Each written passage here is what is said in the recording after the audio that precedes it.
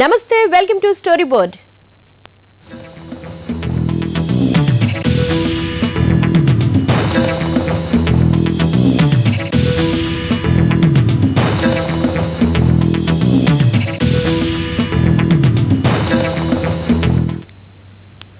రాష్ట్రంలో ప్రస్తుతం ఒక రాజకీయ విచిత్రం జరుగుతోంది. ప్రజాప్రతినిధులు తమ పార్టీలకు రాజీనామాలు చేసి తమకు నచ్చిన పార్టీలోకి చేరిపోతున్నారు. ఉద్యమం మిన్నంటిన తర్వాత ఈ గోడదూకుడు వ్యవహారాలు, మూకుమ్మడి రాజీనామాలు మనకు కామన్ అయిపోయాయి. స్వార్థ ప్రయోజనాల కోసం జెండా ఎత్తేసి రాత్రికి రాత్రే కండువాలు మార్చేసుకుంటున్నారు మన నేతాశ్రీలు. మన నేతలకు చట్టాలు వర్తించవా? మన ప్రజాప్రతినిధులు రాజ్యాంగాన్ని పట్టించుకోరా? కంచే చేను వేసినా ఎవ్వరూ పట్టించుకోరా? నేతలే రాజ్యాంగ విరుద్ధంగా ప్రవర్తించిన చట్టాల్ని వర్తించమా? కల్లబొల్లి మాటలు చెప్పి జెండా ఎత్తేస్తున్నా నోరు మూసుకునుంటారా? రాజ్యాంగం సాక్షిగా ప్రమాణం చేసి ఆ రాజ్యాంగాన్ని తుంగలో తొక్కేస్తారా? రాష్ట్రంలో రాజ్యాంగానికి ఇంత అవమానం జరుగుతున్నా పట్టించుకునే నాదుడే లేడా? మా సహచర శాసనసభ్యులకు రెండు చేతులు జోడించి విజ్ఞప్తి చేస్తా ఉన్నా, మంత్రులకు చెప్తా ఉన్నా, దయచేసి ఇంకొక ప్రాణత్యాగం జరగకుండా, తెలంగాణ వివక్ష గురి కాకుండా, తెలంగాణ ఆత్మ గౌరవం కొరకు, తెలంగాణ రాష్ట్ర సాధన కొరకు ప్రజల పక్షం వహించండి. సీమాంధ్రుల పరిపాలనలో సీమాంధ్రులకు తొత్తులుగా మనం మారొద్దు. ఇదంతా పార్టీ ఫిరాయింపు చట్టం గురించే. అది మన రాష్ట్రంలో నడుస్తున్న వ్యవహారం గురించే. దేశంలో ఎక్కడా లేని విధంగా మన రాష్ట్రంలో ఓ విచిత్రమైన పరిస్థితి నెలకొంది. మన నేతలకు పార్టీలు అక్కర్లేదు, పదవులు అక్కర్లేదు, అబ్బో అని ఆశ్చర్యపోకండి.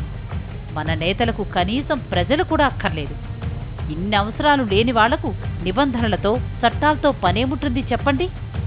అందుకే ఇప్పుడు రాత్రికి రాత్రే జెండాలెత్తేస్తున్నారు. తెర వెనుక చర్చలు, ఆపై వేదికలెక్కి కండువా మార్పులు. ఇది తంతు. ఇది కొత్తగా జరుగుతున్న తతంగం కాదు. గత 3 ఏళ్లుగా ఇదే పరిస్థితి. అటువాళ్ళు ఇటు, ఇటువాళ్ళు అటు. కొందరు ఉద్యమాన్ని కారణంగా చూపిస్తుంటే మరికొందరు తమ సానుభూతిని, అభిమానాన్ని సాకుగా చూపి గట్టు దాటేస్తున్నారు.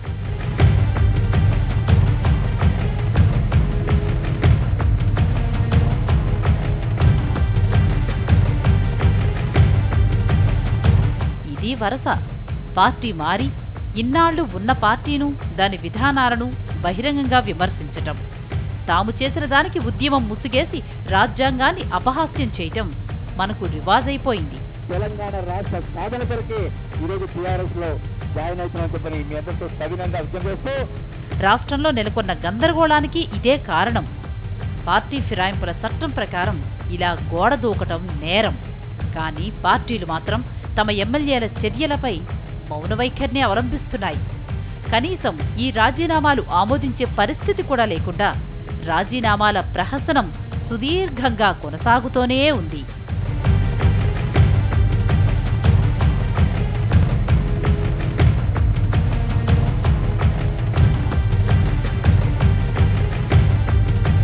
ఒక పార్టీ తరపున గెలిచిన ప్రజాప్రతినిధులు ఆ పార్టీ విధి విధానాలకు వ్యతిరేకంగా ప్రవర్తించకుండా, పక్క పార్టీలకు ప్లేట్లు ఫిరాయించకుండా నిరోధించేలా, నిలువరించేలా రూపొందించిన బ్రహ్మాస్త్రం పార్టీ ఫిరాయింపుల నిరోధక చట్టం. కానీ ఇప్పుడు మన రాష్ట్రంలో ఈ చట్టం అమలు అపహాస్యమవుతోంది. ఇష్టానుసారం నేతలు తమ పార్టీలకు రాజీనామాలు చేస్తున్నారు. అసలిప్పుడు కాంగ్రెస్ బలమెంత? పార్టీలో ఎంతమందున్నారు? ఎంతమంది వీడిపోయారు? పోనీ ప్రధాన ప్రతిపక్షం టీడీపీలో ఎంతమందున్నారు? ఎందరూ రాజీనామాలు చేశారన్నది తెలియని గందరగోళ పరిస్థితి. రాజీనామాల ఆమోదంతో సంబంధం లేకుండా ఎమ్మెల్యేలు నచ్చిన పార్టీలో చేరిపోతున్నా పార్టీ హైకమాండ్లు చోద్యం చూస్తున్నాయే తప్ప నోరిప్పటం లేదు.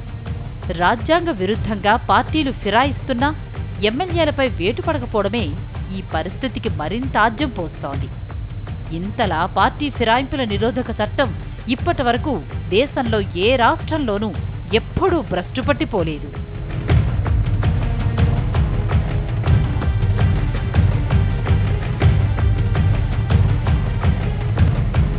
పార్టీని వదిలి వెళ్ళదలుచుకున్నారో వాళ్ళ పార్టీ సభ్యత్వానికి ప్లస్ శాసనసభ్యత్వానికి కూడా రాజీనామా చేసి వెళ్ళడం జరుగుతున్నది. అయితే ఈరోజు ఈ మన ప్రస్తుత పరిస్థితులలో ఏమవుతుందంటే స్పీకర్ గారు వీరి రిజైన్ యాక్సెప్ట్ చేయకపోవడం వల్ల కొంచెం ఇబ్బందిగా ఏర్పడుతున్నది. అయితే దాన్ని అడ్వాంటేజ్గా తీసుకొని కూడా ఇవాళ రేపు ఎట్లాగో మా ఎమ్మెల్యే పదవులు మాకే ఉంటున్నాయి, ఇది ఒకసారి మేము రిజైన్ చేశాం కాబట్టి the decision is pending before the speaker, ఆ విషయాలు ఉన్నాయి కాబట్టి వాళ్ళు ఈజీగా ఎస్కేప్ అవుతున్నారు. శాసనసభ్యత్వాన్ని రాజీనామా యాక్సెప్ట్ చేయకుండా కూడా వాళ్ళు వెళ్ళిపోయేందుకు ఆస్కారం కలిగిస్తున్నారు స్పీకర్ గారు. నేతలు నచ్చినట్లు గోడ దూకితే చర్యలేముండవా? మన జంప్ జిలానీలను అడ్డుకోలేమా?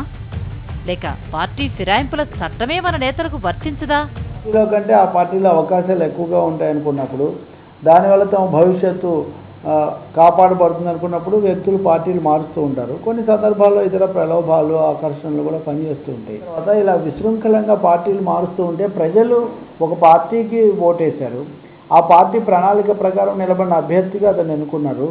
అతను వ్యక్తిగత దృష్టితో ఆ పార్టీ నుంచి మారితే ప్రజలు ఇచ్చినటువంటి ఆమోదం కూడా దానికి అదే రద్దు అయిపోతుంది. కాబట్టి అతని సభ్యత్వం కూడా రద్దు కావాలి అన్నది ఇక్కడ ఉన్నటువంటిది. ఎప్పటికప్పుడు అధికారాన్ని కాపాడుకోవటం కోసం పార్టీలు దీన్ని ఉపయోగించుకుంటున్నా ప్రధానమైన లక్ష్యం మటుకు ప్రజాస్వామికమైంది. ప్రజల తీర్పు యొక్క స్ఫూర్తి నిలబడాలి. ఒక పార్టీ తరఫున ప్రజలు గెలిపిస్తే ఇంకో పార్టీలోకి దూకేటటువంటి అవకాశం ఉండకూడదని దీంట్లో ముఖ్యమైనది. ఇలాంటి ప్రశ్నలు ఎక్కడైనా తలెత్తితే పార్టీల అధినాయకుల నోటి నుంచి అవరేలుగా వచ్చే సమాధానం ఒకటే: చట్టం తన పని తాను చేసుకుపోతుంది. అవును, నిజమే, చట్టం తన పని తాను చేసుకుపోతుంది. కానీ ఆ చట్టం కళ్లకు వాస్తవాలు కనిపించకుండా మనమే కప్పేస్తాం. ఆ చట్టాన్ని, ఆ చట్టం చెప్పిన ధర్మాన్ని 4 కాళ్ల మీద కాదు, కనీసం ఒక్క కాలు మీద నడిపించాలన్నా, అదేది కాదు మూలన పడేయాలన్నా అది చెయ్యాల్సింది ప్రజాప్రతినిధులే. చట్టానికి తనపర భేదాలుండవు, కానీ దాన్ని అమలు చేసేవారికి మాత్రం వివక్ష ఉంటుంది.